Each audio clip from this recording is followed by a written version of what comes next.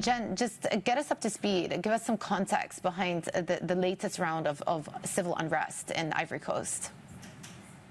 Right, Jumana, we have been watching quite closely at the Ivory Coast because they do have elections later this year. And what's really come to a head over the past few days is we did hear from President Alassane Ouattara suggesting or telling the public that he does plan to seek a fourth term. Now, under Ivorian law, presidents are technically only supposed to be in office for 2 terms. And so you can imagine why there is now tension. But it's not just that. We've also seen a number of those who had wanted to at least run for office, including former Credit Suisse executive Tidjane Thiam, actually being barred from the voter roll. And so many voters within the Ivory Coast and investors alike are watching this country and wondering what this all means for stability in this economy that is the second biggest economy in West Africa. It's been an example of stability within the region. It's the second biggest cocoa, or it's the biggest cocoa producer in the world, and really what this means for tensions moving into the election. It also evokes a bit of concern for people who have seen previous elections that have become or turned a bit violent in the past. People don't want to see a repeat of that. So you were just showing in the intro there the Independence Day celebrations yesterday.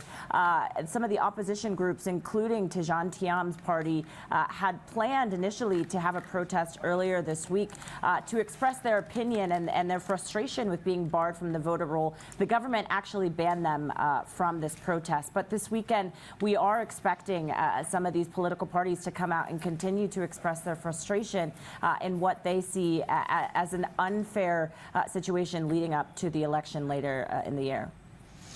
Yeah. You mentioned the relative stability of the Ivory Coast economy and the fact that it is the world's largest cocoa exporter, which, by the way, leads us nicely to our next segment that's coming up. But how could all of this political backdrop impact the country economically?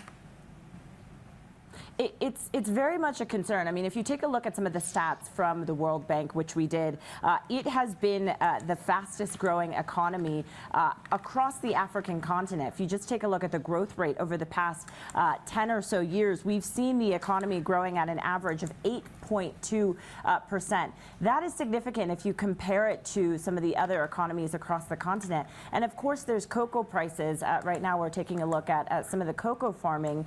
We've seen prices really fluctuate over the past few months and years. This is expected to be a relatively stable and potentially a beneficial season for cocoa growers. But if we do see instability, what does that then mean for this country that has for years relied on this export? And not just that, many people are wondering, what does this mean for investment? As I mentioned many times, I was in the Ivory Coast earlier this year. There is quite a bit of development going on. There's been a lot of investment that has gone into this country. So many people are wondering, could this potentially concern people about putting investment into the country if we don't see stability? And not just that, finally, Jumana, it is this idea of regional stability. If you take a look at some of the neighboring countries, there has been quite a bit of instability. Ivory Coast has been an example of that. So many eyes are watching what happens and how this develops over the next few months.